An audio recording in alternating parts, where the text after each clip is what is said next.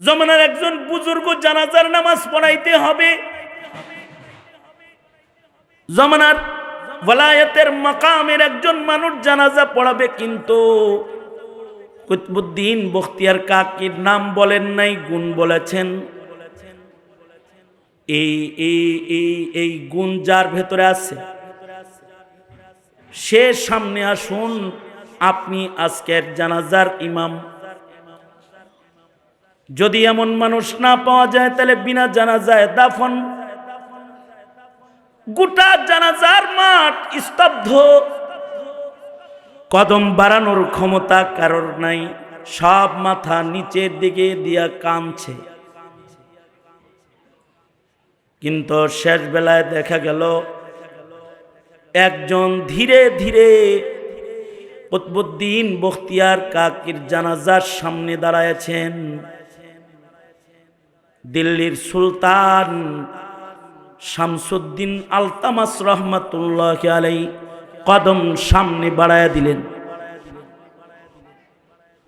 কুতবুদ্দিন বখতিয়ার কাকিকে চুম্বন করে কয়, ওয়ালায়াত লইয়া কবরে যান, আর একজনার গোপন আমল কেন ফাঁস করে দিয়ে যান? জানাজা পড়াইতেছি, আমল ফাঁস হয়ে গেছে, হাসরে যদি ধরা খায়া যায় আমাকে ছাড়া কিন্তু আল্লাহর জান্নাতে যাবেন না। এক সাহাবীর মনের তামান্না ছিল সে যেন কবরেও কোরআন পড়তে পারে। তার ইন্তেকাল, তার ওয়াফাতের পরে তার কবর ছিদ্র হয়ে যায়, পাশ দিয়ে সাহাবী হেঁটে যায় তো কবরের ভেতর থেকে গুনগুন গুনগুন কোরআন তেলাওয়াত পায়। দুনিয়ায় ছিল আশিকে কোরআন, কবরের হায়াত তার ক্ষতির নয়, কবরেও সে আছে কোরআনে কারীমের আশিক হিসেবে তিলাওয়াতরত। হাকিমুল উম্মত থানবী রহমাতুল্লাহি আলাইহি বলেছেন, হাফেজ জামিন শহীদ রহমাতুল্লাহি আলাইহি হাফেজ কোরআন হিসাবে দুনিয়াতে অধিক কোরআন পড়তেন। হাফেজ জামিন শহীদ সম্পর্কে হযরত থানবী বলেন তিনি কবরেও কোরআন পড়েন। একজন হাফেজ জামিন শহীদ রহমাতুল্লাহ আলাইহির কবর জিয়ারত করার জন্য গেছে। জিয়ারত করতে যায় কবরের পারে দাঁড়ায় দাঁড়ায় ইসালে সওয়াবের জন্য কোরআন মজিদ পড়তেছে। যখনই কোরআন মজিদ পড়তেছে, খুতুবাতে জুমা আফজাল মাইয়িত এর বর্ণনায় হযরত থানবী বলেন কবর থেকে হাফিজ জামিন শহীদ চিৎকার করে চিল্লায়ে উঠছে। হাফিজ জামিন শহীদ কবরের পারে দাঁড়িয়ে থাকা তিলাওয়াতরত জিয়ারতকারীকে লক্ষ্য করে বলতেছে, কিরে আমার কবরের পারে কোরআন তেলাওয়াত করো, যাও किसी मुर्दार पर जाके तिलावत करो, जाओ কোনো মাইয়িতের কবরে যায় তিলাওয়াত করোগে। আমি শহীদ, मैं शहीद हूँ, मैं हाफिज हूँ, मैं जिंदा हूँ। আমি শহীদ, কবরে আমি মুর্দা না, আমি জিন্দা, আমি হাফিজুল কোরআন।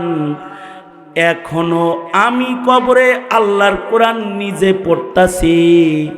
তোমার তেলাওয়াতে আমার তেলাওয়াতে আঘাত হয়, যাও কোনো মুর্দারের কবরে যায় কোরআন পড়ো। এই চার গুণ যদি কোনো মানুষের ভেতরে এসে যায়, তার লস নাই, তার ক্ষতি নাই, কবরে গেলেও তার ভয় নাই, তার হায়াত ফুরায়া কাফন গায়ে আসলেও তার কোনো দুশ্চিন্তা নাই, তার কোনো পেরেশানি নাই। তার মেজবানিতে মহান আল্লাহ নিজে খাড়া হয়, আল্লাহ হয় মেজবান। আর এ ইমানদার নেকামলকারী হকের পথে চলনেওয়ালা ডাকনেওয়ালা ধৈর্যে গুনে গুনি ও ধৈর্যের পথে আহ্বান করনে ওয়ালা এ মহৎ গুণের মানুষটার জন্য আল্লাহ তাআলা নিজে তাকে ইস্তেকবাল পাঠায় দেয় আর তাকে বলতে থাকে ভয় নাই ভয় নাই, ফাদখুলি ফি ইবাদি ওয়াদখুলি জান্নাতি। দুনিয়ার নকল হায়াত শেষ হয়েছে, জান্নাতের স্থায়ী সুখ শুরু হয়েছে। এতদিন দুনিয়ায় ছিলা, এবার আল্লাহর কাছে নিরাপদে ঢুইকা যাও। ওয়া আবশিরু বিল জান্নাহ, তাদেরকে জান্নাতের সুসংবাদ দেওয়া হয় যেদিন তার হায়াত ক্যাপিটাল শেষ হয়। তাকে বলা হয় লা তাখাফু ওয়ালা তাহজানু ওয়া আবশিরু বিল জান্নাহ ওয়া আবশিরু বিল জান্নাতিল্লাতী কুনতুম তুআদুন। আল্লাহ তাআলা বলতে থাকে নাহনু আউলিয়াউকুম ফিল হায়াতিদ দুনিয়া ওয়া ফিল আখিরাহ। আল্লাহ তাআলা এই প্রকৃতির গুণী মানুষদেরকে সুসংবাদ দেয়, দুনিয়ায়ও তাদের জিম্মাদার আল্লাহ, হাসরেও আখিরাতের পথেও তাদের জিম্মাদারি আল্লাহর কাছে। তারা এখন দুনিয়ার সুখ দুঃখ মিশ্রিত আলম থেকে চিরসুখী আলমে এসেছে। দুনিয়ায় তার মনের আশা পুরা হয় নাই, কিন্তু এখন এক হায়াতে আর আলমে সে ঢুকেছে যে কবর থেকেই তার মনের আশা আল্লাহ তাআলা পুরা করা শুরু করে দিবে। কবর থেকেই তার মনের আশা পুরা হবে। কিন্তু আল্লাহ পাকের কালামের ভেতরে যে কসম আছে, সেটা আল্লাহর কালামের ওজন বাড়ানোর জন্য না। আল্লাহর কালাম এমনি ওজনওয়ালা। কোরআনে কারীম পুরাটাই আল্লাহ পাকের কালাম, কথোপকথন। এর শুরু থেকে শেষ পর্যন্ত আল্লাহর যত কথা আছে সকল কথাই ওজনওয়ালা, সকল কথাই সত্য কথা। কালামুল মুলুকি মুলুকুল কালাম ওমান আসদাকু মিনাল্লাহি কিলা। আল্লাহর চাইতে সত্যবাদী তো আর কেউ নাই, যে আল্লাহর কথা কসম করে সত্য প্রমাণিত করতে হবে, এরকম নয়। বরঞ্চ আল্লাহ তাআলা আল্লাহর কালামে বহু কসম করে কথা বলেছেন। ওই কসমের দ্বারায় আল্লাহ তাআলা আল্লাহর বান্দাদেরকে আল্লাহ পাকের কুদরতের দিকে, আল্লাহ পাকের সৃষ্টির দিকে দৃষ্টি আকর্ষণ করেছেন। কখনো বলেছেন ওয়াস শামস, কখনো বলেছেন ওয়াল কামার, কখনো বলেছেন ওয়াল লাইল ওয়ান নাহার। সূর্য তাকায়া দেখো, সূর্যের দিকে দৃষ্টি আকর্ষণ। চন্দ্র তাকায়া দেখো, চন্দ্রের দিকে দৃষ্টি আকর্ষণ। শিক্ষা নাও, সূর্যের আলো সব সময় থাকে না, ডুবে যায়। তোমার জীবনেরও অস্ত আছে, তুমিও ডুবে যাবে। চাঁদ সব সময় থাকে না, তুমিও থাকবে না। রাত সব সময় অন্ধকার কালো থাকে না, কখনো কখনো পূর্ণিমার আলোয় ছেয়ে যায়। তোমার জীবনেও গমগিন পেরেশানির আধার সব সময় থাকবে না, কখনো সুখের বাতি জ্বলে উঠবে। ওয়ান্নাজম, তারকার দিকে তাকাও, সকল তারকার যাত্রা চলার গতি এক না, সকল মানুষের চলার গতিও এক না। দৃষ্টি আকর্ষণ। ওয়াল কোরআন, কোরআনে কারীমের দিকে দৃষ্টি আকর্ষণ। মানুষকে আল্লাহ তাআলা কসম করে করে যে বস্তুর কসম করেছেন তার মূল্য বুঝাইছেন এবং সেই মূল্যবান জিনিসটার দিকে দৃষ্টি আকর্ষণ করেছেন। সূরাতুল আসরের শুরুতে কসম করে আল্লাহ 3 আয়াতে সংক্ষিপ্ত কিছু কথা বলেছেন, কিন্তু কথাগুলো এতই মূল্যবান, এতই দামি যে ইমাম শাফিঈ রহমতুল্লাহি আলাইহি বলেন, সূরাতুল আসরের এই কথাগুলো নাজিল হওয়ার পরে, সূরা নাজিল হওয়ার পরে যদি আল্লাহ তাআলা এই উম্মতকে আর কোনো সূরা নাও দিতেন, আর কোনো আয়াত যদি নাজিল নাও হইতো, তাহলে কিয়ামত পর্যন্ত আনেওয়ালা মানুষের জন্য, নাজাতের জন্য, জান্নাতে যাওয়ার জন্য আল্লাহকে পাওয়ার জন্য সূরাতুল আসর যথেষ্ট একটি সূরা। কসম করে আল্লাহ তাআলা 3 আয়াতে একটি কসম করে সংক্ষিপ্ত কিছু কথা মানুষকে আল্লাহ তাআলা বলেছেন। কসম করেছেন আসরের, অর্থাৎ আসরের দিকে দৃষ্টি আকর্ষণ করেছেন। হতে পারে আসরের নামাজের দিকেই দৃষ্টি আকর্ষণ করেছেন। আল্লাহ পাক কোরআনে কারীমে যত কসম করেছেন, দামি দামি জিনিসের কসম করেছেন, কসম করে মূল্যবান জিনিসটার মূল্য মানুষের কাছে পেশ করেছেন এবং ওই মূল্যবান জিনিসের দিকে মানুষদেরকে আল্লাহ তাআলা দৃষ্টি আকর্ষণ করেছেন। হতে পারে আসরের নামাজের কসম করেছেন, আসরের নামাজের মূল্য বুঝাইছেন, আসরের নামাজের দিকে মানুষদেরকে দৃষ্টি আকর্ষণ করেছেন। আসরের নামাজ নামাজের ভেতরে একটা দামি নামাজ। এই নামাজের দিকে আল্লাহ তাআলা মুস্তাকিল আলাদাভাবে কোরআনে কারীমের আয়াতেও দৃষ্টি আকর্ষণ করেছেন। কারণ নামাজ তো ইবাদতের ভেতরে শ্রেষ্ঠ, আমির ইবাদত। নামাজের চাইতে দামি ইবাদত শরীয়তে ইসলামের ইবাদতের ভেতরে আর নেই। আর নামাজের চাইতে মূল্যবান হুকুম, গুরুত্বপূর্ণ হুকুম শরীয়তে ইসলামে ঈমানের পরে এর চাইতে গুরুত্বপূর্ণ আর হুকুম নাই। নামাজ হলো ইবাদতের সরদার।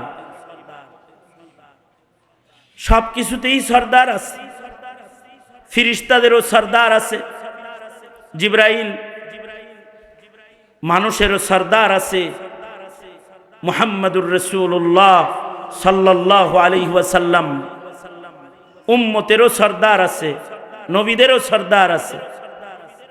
উম্মতের মধ্যে সরদার উম্মত উম্মতে মুহাম্মাদি মুসলিমা।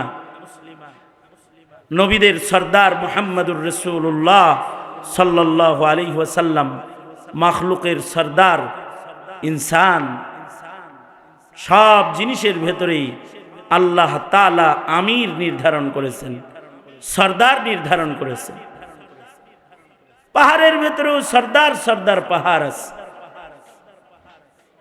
সফা মারওয়া, তুর, নূর, সুর, জাবালে রহমত সরদার পাহাড়ের নাম।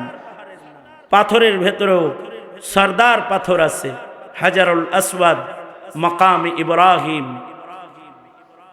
পানির ভেতরে সরদার পানি আছে, আবে জমজম। ঘরের ভেতরে সরদার ঘর আছে, বাইতুল আতিক, কাবা ঘর, যেটা হুদাল্লিল আলামিন, সরদার ঘর।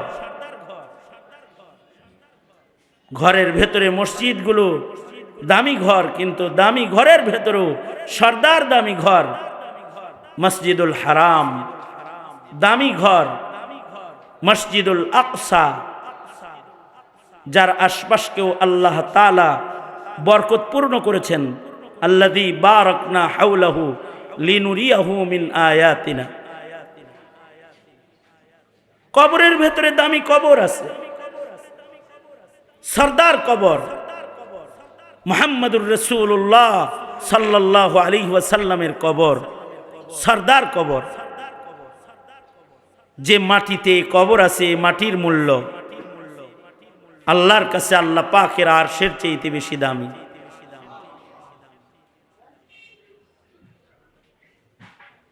মাসের ভেতরে সরদার মাহিনা আছে, শাহরু রমাদান আল্লাযী উনজিলা ফীহিল কুরআন। রাতের ভেতরে সরদার রজনী আছে, লাইলাতুল কদর, ওয়া লায়ালিন আশর, ওয়া লাইলাতুন নিসফি মিন শাবান। সরদার রজনী, রাতের ভেতরে দামি রাত্রি, দিনের ভেতরে দামি দিন, সাইয়্যিদুল আইয়াম, ইয়াউমুল জুমআ, ইয়াউমুল আরাফা। দামি দিন, দিন আর রাতের ঘন্টার ভেতরেও 24 ঘন্টার মধ্যে দামি সময় আছে। আল্লাহ তাআলা এই দামি সময়ের ইবাদতগুলোকেও দামি বানাইছেন। 24 ঘন্টার ভেতরে সবচেয়ে দামি সময় হলো ওয়াক্তুল ফজর। এ কারণে ইবাদতের ভেতরে নামাজ সর্দার, কিন্তু 5 ওয়াক্ত নামাজের ভেতরে সালাতুল ফজর সর্দার নামাজ। এ কারণে আল্লাহ তাআলা এ নামাজের কসম করেও এ নামাজের মূল্য আল্লাহ তাআলা পেশ করেছেন, ওয়াল ফজর, ফজরেরও কসম করেছেন। ফজরের ওয়াক্তের নামাজের সওয়াবও বেশি। 5 ওয়াক্ত নামাজের ভেতরে ফজরের নামাজের সওয়াব বেশি, কারণ ফজরের নামাজের সময়টার দাম বেশি। এমনিতেও ফজরে তিলাওয়াত বেশি, কোরআনের তিলাওয়াত ফজরে লম্বা, সওয়াব বেশি। ফজরের নামাজে কোরবানি বেশি। শীতের রাত্রিতে, কনকনে শীতের ভেতরে লেপের নিচ থেকে বের হয়ে ঠান্ডা পানি দিয়ে ওযু করে কুয়াশার রাতের কুয়াশায় ভিজে মসজিদের কাতারে গিয়ে বান্দা দাঁড়িয়ে আল্লাহর কদমে হাজিরা দেয়, আর লম্বা করে ইমামের তিলাওয়াত ক্লান্ত বদনে মুহাব্বতের শক্তি দিয়া দাঁড়ায় দাঁড়ায় শুনতে থাকে, সওয়াব অনেক বেশি। ফজরের নামাজের মর্যাদা বেশি, সওয়াব বেশি। ফজরের ওয়াক্ত হলো মাকামে নবুয়ত। ওয়াক্তের ভেতরে ওয়াক্তুল ফজর দামি। এ কারণেই আল্লাহ তাআলা বাবা আদম থেকে শুরু করে আমাদের নবী পর্যন্ত যত পয়গম্বরকে নবুয়ত দান করেছেন, ফজরের ওয়াক্তের সময় আল্লাহ তাআলা দামি সময়ে নবীদেরকে দামি তোহফা হাদিয়া প্রদান করছেন। ফজরে নবুয়ত বন্টন হয়। ফজর যেহেতু আমির নামাজের ভেতরে, আমির যেহেতু আছে, ওজিরও তো আছে। সালাতুল আসর ওজির নামাজ, এ নামাজটাও মূল্যবান নামাজ, দামি নামাজ। এ ওয়াক্তটাও মূল্যবান ওয়াক্ত। ফজরের পরে আসরের ওয়াক্ত ওজির ওয়াক্ত। আসরের ওয়াক্তের হিফাজত, আসরের নামাজের হিফাজত আল্লাহ তাআলা আলাদাভাবে করতে বলেছেন।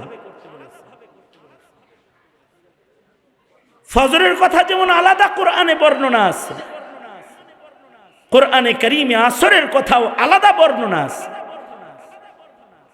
আকিমিস সালাতা লিদুলুকিশ শামসি ইলা গাসাকিল লাইলি ওয়া কুরআনাল ফাজর ইন্না কুরআনাল ফাজরি কানা মাশহুদা।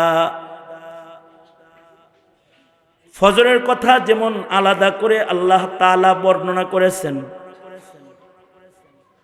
ফজরে কোরআন পড়ার আলোচনা আল্লাহ তাআলা কোরআনে করেছেন।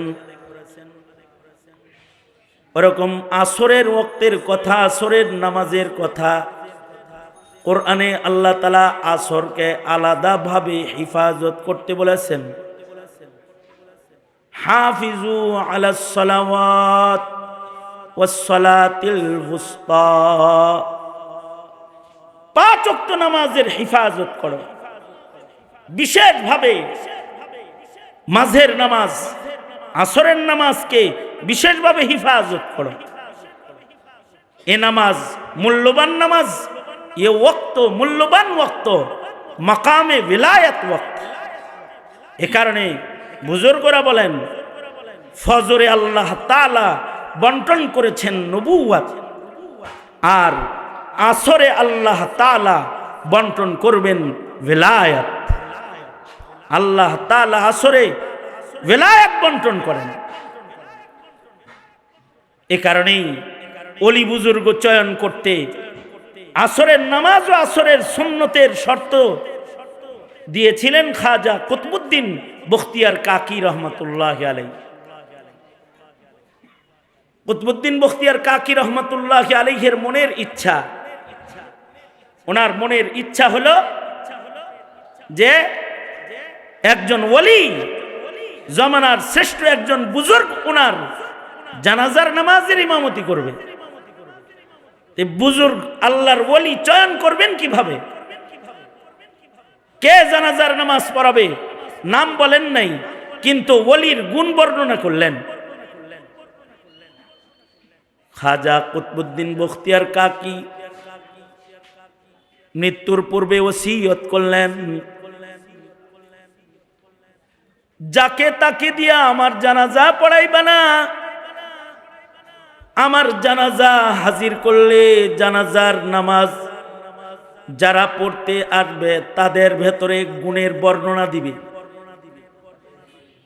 যার ভেতরে 4টা গুণ পাওয়া যাবে সে আমার জানাজার নামাজের ইমামতি করবে।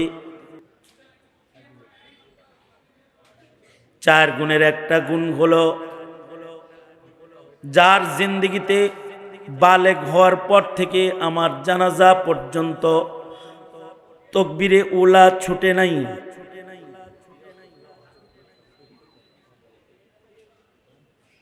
যার জীবনে কোনোদিন তাকবীরে উলা কাজা নাই। আমাদের আকাবিরদের কাছে ইমানের পাশাপাশি আমলের এত গুরুত্ব ছিল যে ওনাদের জিন্দেগিতে তাকবীরে উলা ছুটে নাই। নামাজ ছুটে যাওয়া, রোজা ছুটে যাওয়া তো দূরের কথা, ওনারা ইমানের পাশাপাশি আমলকে এত হেফাজত করেছেন যে তাদের জিন্দেগিতে তাকবীরে উলা ছুটে নাই। আমাদের আকাবিরদের কেউ কেউ লাগাতার 40 বছর তাকবীরে উলার নামাজ পড়েছেন। আমাদের আকাবিররা তাদের জিন্দেগির আমলি কুরবানি এত উঁচু, লাগাতার 40 বছর ইমামে আজম আবু হানিফা রহমতুল্লাহ আলাইহি ইশার ওযু দিয়া ফজরের নামাজ পড়েছেন। সাঈদ ইবনে মুসাইয়িব রহমতুল্লাহ আলাইহি 40 বছর তাকবীরে উলার নামাজ পড়েছেন লাগাতার। এর চেয়ে আশ্চর্য খবর, 40 বছর 5 বেলা মসজিদে আজানের পূর্বে তিনি মসজিদে যায়া বসে থাকছেন। ওনাকে প্রশ্ন করা হয়েছে, ইহতিমামের সাথে 40 বছর আজানের পূর্বে আপনি মসজিদে ঢোকেন, এটার গুরুত্ব আপনার কাছে এত কেন? উনি কাঁদতেন আর বলতেন, হাসরে যদি আল্লাহ তাআলা আবার এমন কোনো মামলা করেন যে আমার ঘরে ডেকে আনতে হতো কেন তোকে, আজান দিয়া ডাইকা কেন আমার ঘরে তোকে আনতে হতো, অমন জিজ্ঞাসাবাদের মুখোমুখি কাহার মালিকের সামনে যেন আমি না হই, এ কারণে ভয়ে আজানের পূর্বে সব সময় মসজিদে এসে বসে যাই। তাদের জিন্দেগির নেক আমলের হিফাজত, যে 40 বছর আজানের পূর্বে মসজিদে প্রবেশ করেছেন। খাজা কুতবুদ্দিন বখতিয়ার কাকি 40 বছরের শর্ত দেন নাই, জানাজার ইমামতে ওলি চয়ন নির্বাচন করতে জিন্দেগির তাকবীরে উলার শর্ত দিয়ে বসছে। বালেগ হওয়ার পর থেকে জানাজা পর্যন্ত যার তাকবীরে উলা কাজা নাই, সে আমার জানাজার ইমামতি করবে। বালেগ হওয়ার পর থেকে কোনো রাত্রিতে তাহাজ্জুদের নামাজ কাজা নাই, জানাজা পর্যন্ত সে জানাজার ইমামতি করবে। বালেগ হওয়ার পর থেকে চোখ দিয়া পরনারী দেখে জীবনে কোনোদিন যে গুনার কল্পনা করে নাই, সে কুতবুদ্দিনের জানাজার ইমামতি করবে। এমনকি যার জীবনে কোনোদিন আসরের নামাজ কাজা তো দূরের কথা, আসরের 4 রাকাত সুন্নত যার জীবনে কাজা হয় নাই, সে আমার জানাজার নামাজের ইমামতি করবে। যদি এমন গুণের মানুষ না পাও তাহলে বিনা জানাজায় কবর দিয়ে দিবে। তার মানে হলো কুতবুদ্দিন বখতিয়ার কাকি রহমতুল্লাহ আলাইহির কাছে এই খবর ছিল, দিল্লিতে এমন মানুষ মওজুদ আছে। ভিলায়াতের মাপকাঠি বন্টন হয় আসরের নামাজ দিয়া, আসরের সুন্নত দিয়া।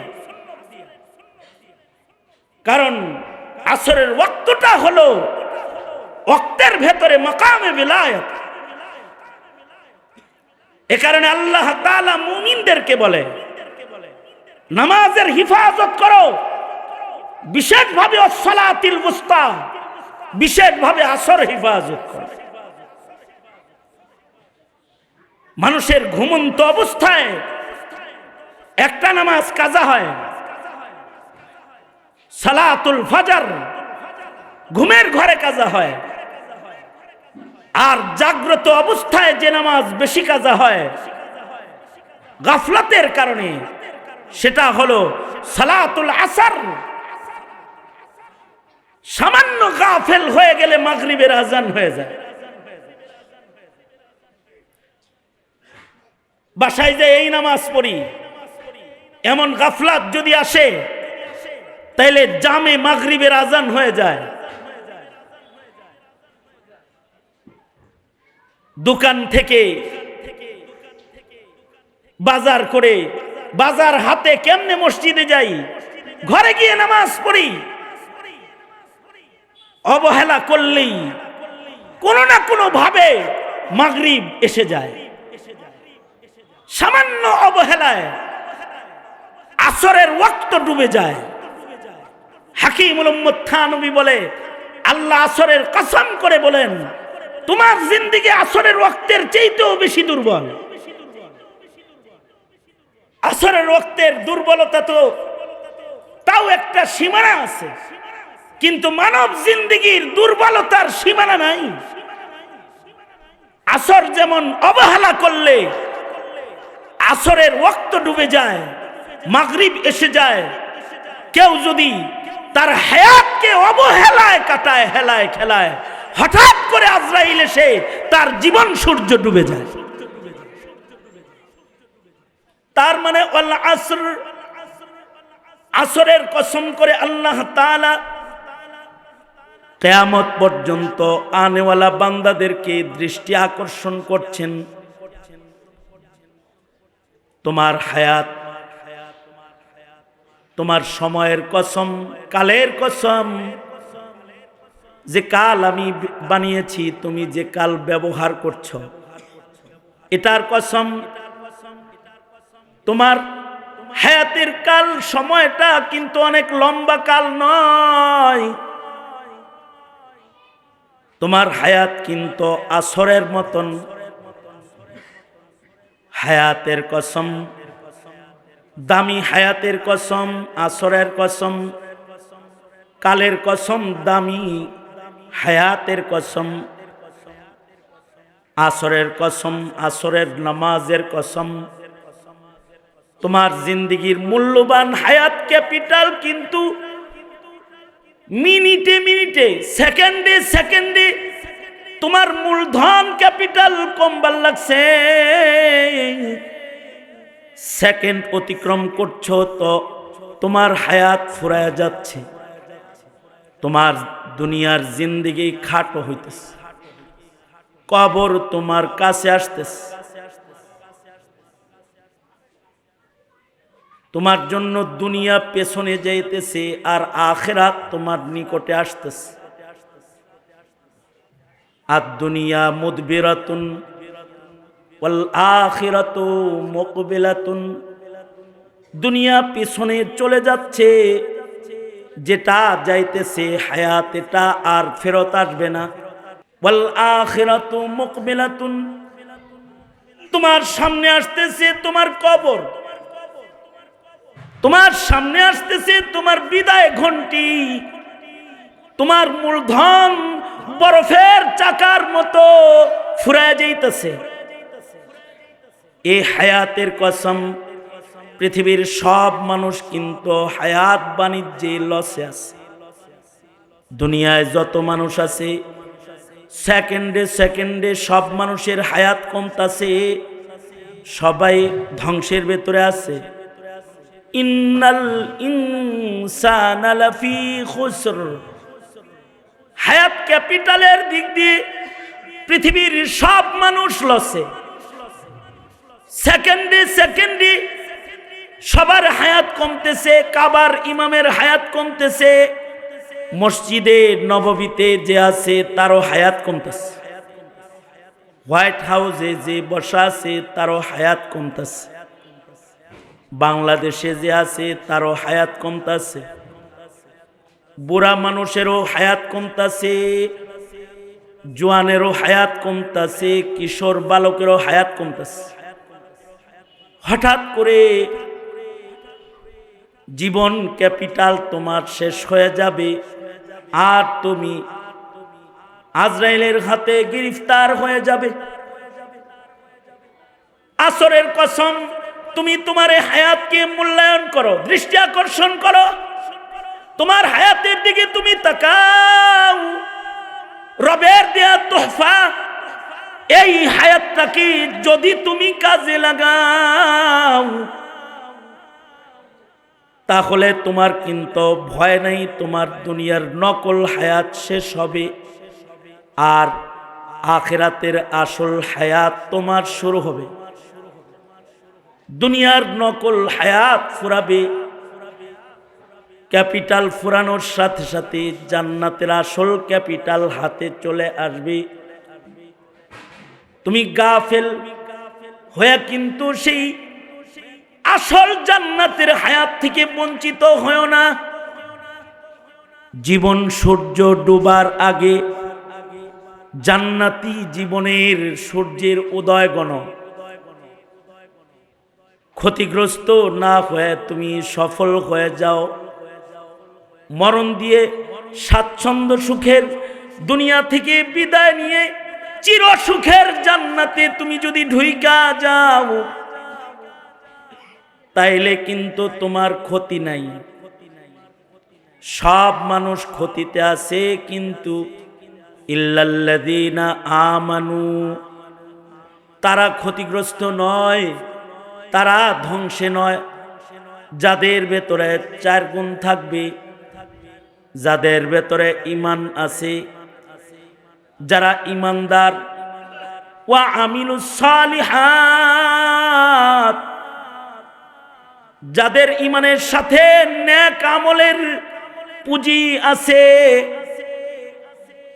যাদের ঈমান আছে, যাদের নেক আমলের পুঁজি আছে, যারা শুধু নিজে সালেহ না, তারা মুসলিহ, ওয়া তাওয়াসাউ বিল হক, তারা নিজে খালি নেক আমল করে না, অপরকে মারুফ কাজের আদেশ করে, অপরকে মন্দ কাজ থেকে বারণ করে।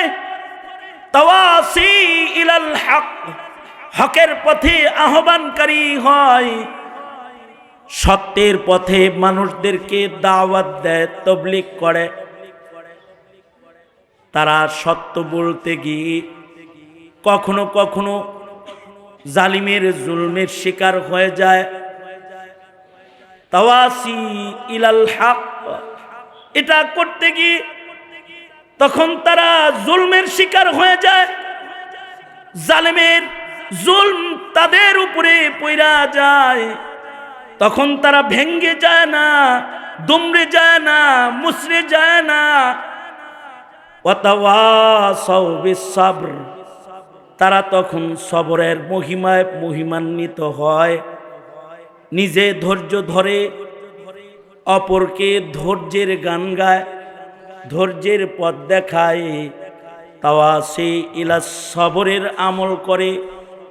এই 4 গুণ যদি কোনো মানুষের ভেতরে এসে যায়, তার লস নাই, তার ক্ষতি নাই, কবরে গেলেও তার ভয় নাই, তার হায়াত ফুরায়া কাফন গায়ে আসলেও তার কোনো দুশ্চিন্তা নাই, তার কোনো পেরেশানি নাই। তার মেজবানিতে মহান আল্লাহ নিজে খাড়া হয়, আল্লাহ হয় মেজবান। আর এ ইমানদার নেকামলকারী, হকের পথে চলনেওয়ালা, ডাকনেওয়ালা, ধৈর্যে গুনে গুণী ও ধৈর্যের পথে আহ্বান করনে ওয়ালা, এ মহৎ গুণের এ মানুষটার জন্য আল্লাহ তাআলা নিজে তাকে ইস্তেকবাল পাঠায় দেয় আর তাকে বলতে থাকে, ভয় নাই, ভয় নাই, ফাদখুলি ফি ইবাদি ওয়াদখুলি জান্নাতি। দুনিয়ার নকল হায়াত শেষ হয়েছে, জান্নাতের স্থায়ী সুখ শুরু হয়েছে। এতদিন দুনিয়ায় ছিলা, এবার আল্লাহর কাছে নিরাপদে ঢুইকা যাও। ওয়া আবশিরু বিল জান্নাহ, তাদেরকে জান্নাতের সুসংবাদ দেওয়া হয় যেদিন তার হায়াত ক্যাপিটাল শেষ হয়। তাকে বলা হয় লা তাখাফু ওয়ালা তাহজানু ওয়া আবশিরু বিল জান্নাহ ওয়া আবশিরু বিল জান্নাতিল্লাতী কুনতুম তুআদুন। আল্লাহ তাআলা বলতে থাকে, নাহনু আউলিয়াউকুম ফিল হায়াতিদ দুনিয়া ওয়া ফিল আখিরাহ। আল্লাহ তাআলা এই প্রকৃতির গুণী মানুষদেরকে সুসংবাদ দেয়, দুনিয়ায়ও তাদের জিম্মাদার আল্লাহ, হাসরেও আখিরাতের পথেও তাদের জিম্মাদারি আল্লাহর কাছে। তারা এখন দুনিয়ার সুখ দুঃখ মিশ্রিত আলম থেকে চিরসুখী আলমে এসেছে। দুনিয়ায় তার মনের আশা পুরা হয় নাই, কিন্তু এখন এক হায়াতে আর আলমে সে ঢুকেছে যে কবর থেকেই তার মনের আশা আল্লাহ তাআলা পুরা করা শুরু করে দিবে। কবর থেকেই তার মনের আশা পুরা হবে।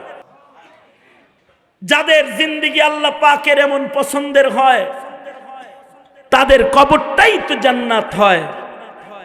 আল্লাহর রাসূল বলে তাদের বরজখটাও জান্নাত হয়, রাউজাতুম মিন রিয়াজিল জান্নায় পরিণত হয়।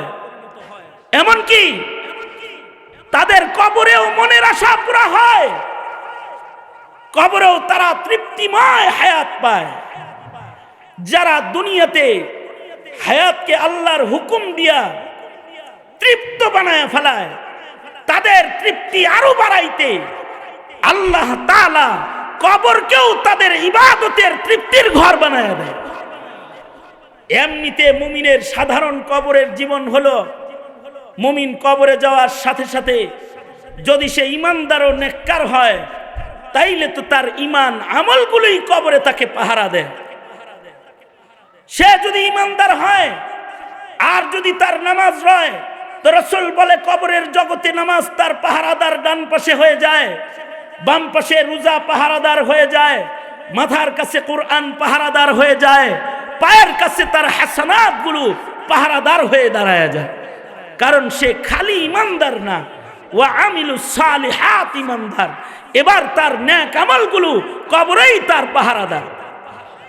আর যদি তার আমলগুলো, তার আমলে যদি রবের সাথে প্রেম প্রীতি করে তার প্রেম যন্ত্রণা মিটে নাই, সে যদি এমন প্রেমিক হয়, তো নবীদের প্রেম জ্বালা যেমন আল্লাহ তাআলা কবরেও ইবাদতের সুযোগ দিয়া নিভায়, দুনিয়ার জীবনে দুনিয়ার ছোট্ট হায়াতে আল্লাহর গোলামিতে যাদের তৃপ্তি শেষ হয় না, আল্লাহ তাআলা তাদেরকে কবরের জীবনও ইবাদতের জীবন হিসেবে তাকে কবরকে মুসাল্লা বানায়া তার সামনে ইবাদতের লজ্জত উপভোগের জায়গা বানায়া দেয়। আল্লাহর রাসূল সাল্লাল্লাহু আলাইহি ওয়াসাল্লাম বলেছেন, সকল নবীরা কবরে জিন্দা, ইউসাল্লুনা ফি কবরিহিম, নবীরা তাদের কবরে নামাজ পড়ে। শুধুই মাত্র নবীরাই কবরে নামাজ পড়ে আল্লাহর সাথে কবরেও খাতির করে তা না, যাদের নেক আমল মকবুল মঞ্জুর নেক আমল হয়, নেক আমলের হালতেই তাদের মৃত্যু হয় এবং তাদের কবরও নেক আমলের জায়গা হয়। তাদের কবরটা আল্লাহ তাআলা নেক আমল করার জন্য উন্মুক্ত করে দেয়। এখান থেকেও বান্দার মনের আশা পুরা হয়। কিছু কিছু ইমানদার আছে তারা তাদের জিন্দেগিতে নেক আমলের প্রয়োজন মনে করে না। তারা মনে করে তাদের ঈমানটাই তাদের কবর হাসরে যথেষ্ট। না, তারা ক্ষতির ভেতরে আছে। কি ক্ষতি? যে গুনাহের কারণে হতে পারে, যে গুনাহের মুখোমুখি তাদের মৃত্যু হয়ে গেলে ঈমান হারিয়ে ফেলার শঙ্কা। কারণ আল ইবরাতু বিল খাওয়াতিম, যদি কারোর শেষ গুনাহের ভেতরে হয়ে যায়, কখনো কখনো ঈমান হারিয়ে যায়। কারণ গুনাহ আর ঈমান দুইটা একত্রিত হয় না। হাকিকাতুল ঈমানি নূরুন ওয়া হাকিকাতুল মাসিয়াতি যুলমাতুন। দ্বিতীয় নাম্বার হলো, বান্দা যখন শুধু ঈমানের মালিক হয়, নেক আমল তার না থাকে, তখন সে গুনাহ করতে রয়। আর মাইয়িত কবরে যাওয়ার আগেই তার গুনাহ কবরে চলে যায়। যদি সে তওবা না করে, তার পাপ কবরে চলে যায়। এ কারণেই কবরে পাপ চলে গেলে, পাপ কর্মের কারণে নেককারের কবরেও আযাব শুরু হয়ে যায়। তখন তার দুনিয়ার ক্যাপিটাল শেষ হয় আর আযাবের হায়াত শুরু হয়। কারণ যদি নেক আমল না থাকে, কবরের মাটি চাপ দেয়। কিছু সাহাবায়ে কেরামের কবরের ভেতরেও মাটি তাদেরকে দাবাদাবি করেছে, ছোটখাটো ভুলের কারণে, ছোটখাটো গুনার কারণে। ছোটখাটো ভুল ও অসতর্কতার কারণে যদি সাহাবীর কবরে দাবাদাবি হয়, তাইলে আপনার দুনিয়ার ক্যাপিটাল হায়াত শেষ হয়ে কবর হায়াতের দিকে আপনি আগাচ্ছেন। কোন দিকে তাকায় আছেন? যেটা চলে যাচ্ছে সেই দিকে। ওটা তো মুদবিরাতুন ওয়াল আখিরাতু মুকবিলাতুন। যেটা আপনার আমার সামনে আছে ওইটার দিকে তো তাকানো দরকার। অথচ ওই দিকে চলে গেল পাপাচার, গুনাহ। অথচ বান্দা যদি গুনাহ করে, বান্দার গুনাহ তার কবরে যাওয়ার আগে তার গুনাহ কবরে যায়। আব্দুল্লাহ ইবনে আব্বাস রাদিয়াল্লাহু আনহুমা বলেছেন, হজের সফরে যাচ্ছে হাজির কাফেলা, রাস্তার ভেতরে বাইহাকি রহমতুল্লাহি আলাইহি শুআবুল ঈমানের ভেতরে এনেছেন, রাস্তায় হাজি মারা গেছে, কবর খনন করে, কবরের ভেতরে সাপ শুয়ে পড়ে।